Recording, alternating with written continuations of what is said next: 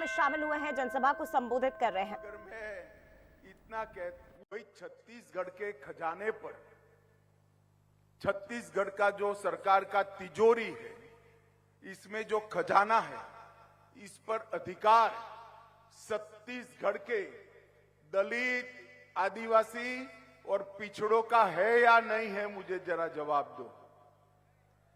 आपका अधिकार है या नहीं है खजाने पर? ये भूपेश बघेल छत्तीसगढ़ के खजाने को एटीएम बनाकर ये दिल्ली के भाई बहन को चरणों में डालने का काम कर रहे हैं, छत्तीसगढ़ को लूटने का काम कर रहे हैं। जिनके मन में अपने प्रदेश की गरीब जनता के लिए भलाई न बसी हो, अपने प्रदेश की गरीब जनता के विकास करने की जगह जो व्यक्ति अपनी राजनीति का विकास करना चाहता हो, वो छत्तीसगढ़ का कभी भला नहीं कर सकता, छत्तीसगढ़ को आगे नहीं बढ़ा सकता। इसलिए मैं कहता हूं, एक कांग्रेस का बनाया हुआ प्रीपेड सीएम है। कांग्रेस ने प्रीपेड सीएम बनाया है। अगर गलती से भी भूपेश बघेल मुख्यमंत्री बन गए तो प्रीपेड कार्ड को कांग्रेस रोज स्वैप कर एटीएम से हजारों करोड़ रुपया निकाल कर ले जाएगी। अब मुझे बताओ भाई, अगर ये सारा पैसा दिल्ली चला जाएगा तो छत्तीसगढ़ का विकास कैसे होगा? हो सकता है क्या?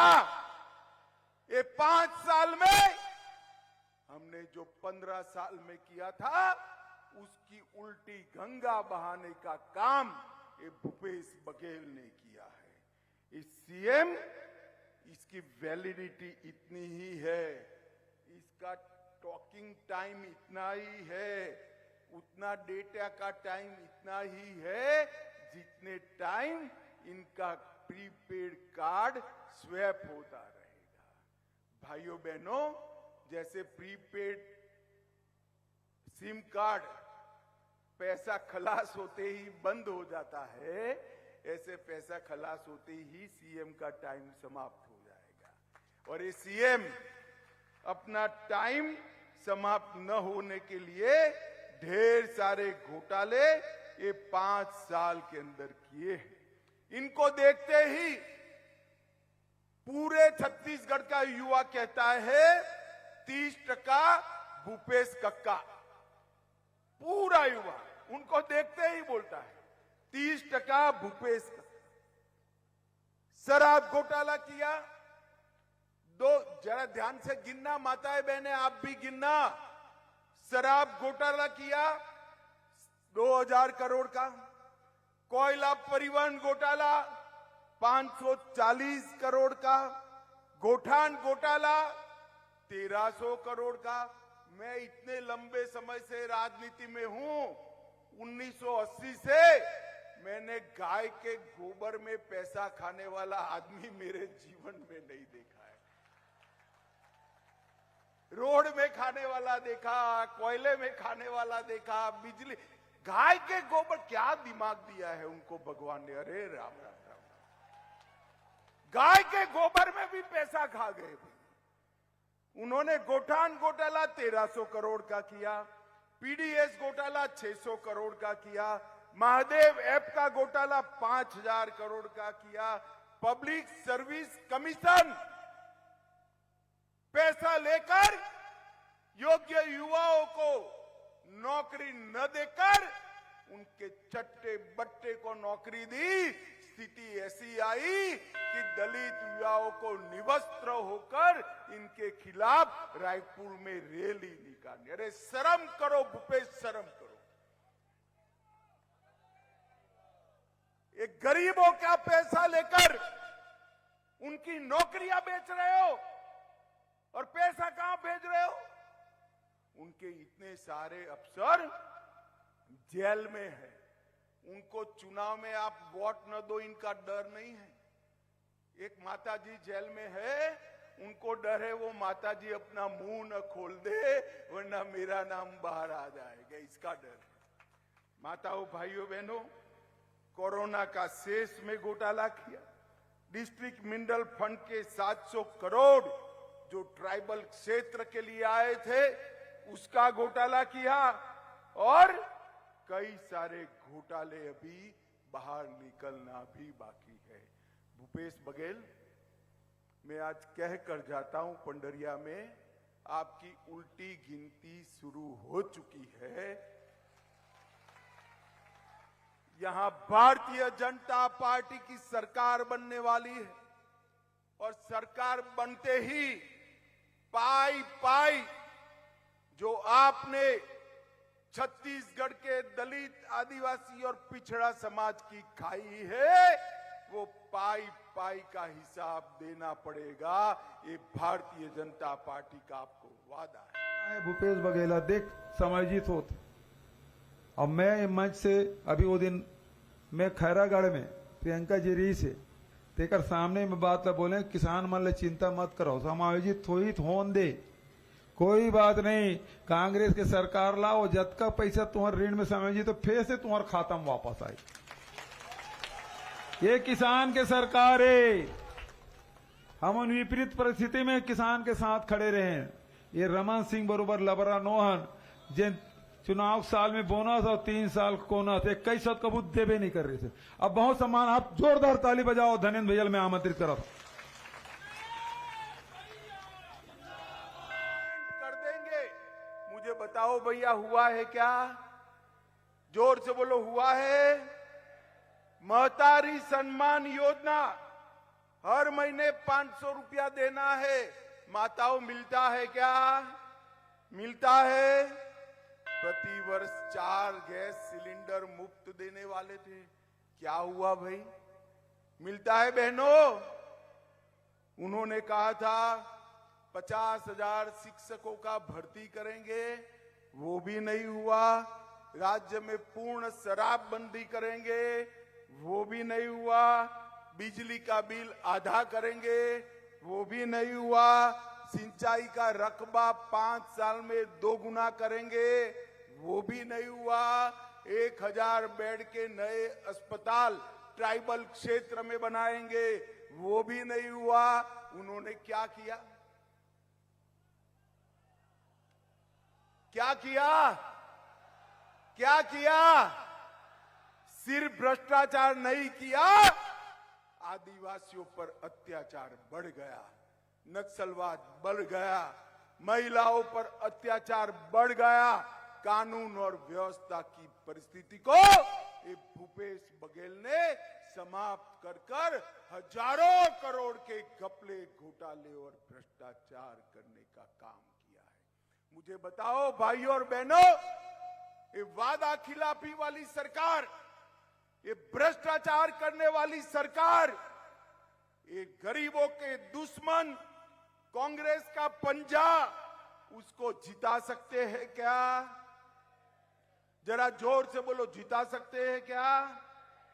अब जब मैं बोलता हूं कि आपने क्या किया, तो भूपेश जी हमारे पर सवाल दागते थे। मुझे कहते हैं कि गृह मंत्री मैंने क्या किया वो तो पूछते हैं, मगर उन्होंने क्या किया नहीं बताते। भाई भूपेश बघेल, हम तो 5 साल से सरकार में नहीं थे, फिर भी हमने क्या किया बताता हूं। जरा जोर से ताली बजाकर मोदी जी के लिए स्वागत करना। मैं एक एक बात बोलता हूं। 40 लाख किसानों को हर साल 6,000 रुपया देकर 7,000 करोड़ रुपया सीधा किसान के बैंक अकाउंट में डाला है। 33 लाख परिवारों को जल जीवन मिशन से घर में नल से जल पहुंचाने का काम ये भारतीय जनता पार्टी ने किया है। 2 करोड़ से ज्यादा लोगों को 5 लाख तक का सारा स्वास्थ्य का खर्चा free of cost Bharatiya Janata party देती है। और 30 लाख से ज्यादा माताओं बहनों को शौचालय बनाकर सम्मान देने का काम ये भारतीय जनता पार्टी ने किया है।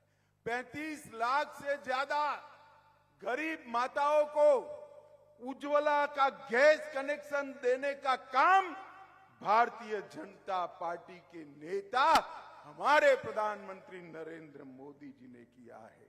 11 लाख गरीबों को मोदी जी ने आवास देने का काम किया है और IIT देने का काम भी किया है। भूपेश बघेल, 10 साल आपकी सरकार थी केंद्र में, सोनिया मनमोहन की सरकार थी। 10 साल में आपने 77,000 करोड़ रुपया, सिर्फ 77,000 करोड़ रुपया छत्तीसगढ़ को दिया था। मोदी जी ने 9 साल में 77,000 करोड़ से बढ़ाकर 3 लाख करोड़ रुपया छत्तीसगढ़ को देने का काम किया। परंतु आपको आपके गांव में कुछ आया है भाई? आया है क्या? कहां गया? कहां गया? कौन खा गया? कौन खा गया? मित्रों, ऐसी सरकार न रखिए जिसके लिए मोदी जी योजनाएं भेजे, पैसा भेजे और बिचौलिए खाकर दिल्ली की तिजोरी में जमा करा दे। हमने नए 2300 मोबाइल टावर बनाए, 33 राजमार्ग योजनाएं 9,000 करोड़ की लाए, 42 एकलव्य स्कूल बनाए, 500 मेगावाट का बिजली का कारखाना डाला, 2 ट्राइब शोरूम चालू किए और 162 करोड़ की लागत से रायपुर हवाई अड्डे का उन्नयन करने का काम भी नरेंद्र मोदी जी कर रहे हैं। भूपेश बघेल, आप हमारा क्या हिसाब मांगते हैं? मैं आपको चुनौती देकर जाता हूं, हिम्मत है तो कर लो दोनों हाथ। आपके काम और मोदी जी के काम एक मंच पर खुली चर्चा रख दो, हमारा युवा मोर्चे का कार्यकर्ता आकर खड़ा हो जाएगा। हम चर्चा से नहीं डरते। मित्रों, ये धान के बात करते हैं, धान के किसानों। मैं आज यहां भूपेश बघेल की पोल खोलने आया हूं। ये 61 लाख टन चावल, मतलब 92 लाख मैट्रिक लाख टन धान, वो नरेंद्र मोदी जी खरीद रहे। और ये 2700 रुपया जो दे रहे हैं, उसमें से 2200 रुपया सीधा मोदी जी दिल्ली से भेज रहे हैं। 74,000 करोड़ रुपया, कितना? 74,000 करोड़ रुपीस, 74,000 करोड़ रुपया मोदी जी ने दिया है। और इसमें 8-10 हजार करोड़ जोड़कर ध्यान मैं दे रहा हूं, ऐसा झूठ बोल रहा है। मुझे माताओं, भाइयों, बहनों बताओ, 74,000 करोड़ और 8 करोड़ कौन ज्यादा है? जोर से बोलो, कौन ज्यादा है? अरे भूपेश, आपके 7 गुना ज्यादा पैसा मोदी जी ने धान के किसानों के चेक में डाला है। क्या झूठ बोल रहे हो? क्या झूठ बोल रहे हो? ये झूठे लोगों की सरकार है। इन्होंने वन अधिकार पट्टा भी नहीं दिया। हमने हमारे 5 साल में 4 लाख से ज्यादा वन अधिकार पट्टा दिया था, उन्होंने 54,000 दिया है। तेंदुपट्टा में भी उन्होंने बहनों की चरण पादुका योजना को बंद कर दी और उन्होंने सिर्फ 2 वर्ष में 23 लाख मानक बोरा ही खरीदा है। हमारे रमन सिंह जी के अंतिम 2 वर्ष में हमने 32 लाख मानक बोरा तेंदुपत्ता खरीदा था और बोनस भी दिया था। कांग्रेस ने 4 साल से बोनस भी नहीं दिया है। और मित्रों, सबसे बड़ी बात है, एक कांग्रेस के राज में दिन